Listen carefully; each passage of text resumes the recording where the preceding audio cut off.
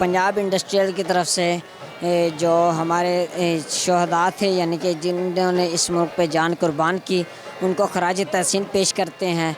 और इस दस्तार मेले में हमने बहुत सी नक्काशी वगैरह की, जो कि हमारे मुल्तान की पहचान और शान है।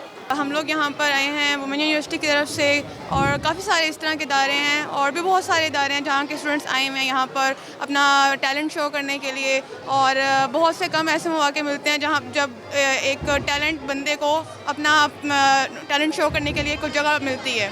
सब लोग अपने जज्बात अपने पेंटिंग्स के थ्रू, अपने सीनरीज के थ्रू पेश कर रहे हैं, शो कर रहे हैं पाकिस्तान से अपना प्यार, अपनी मोहब्बत।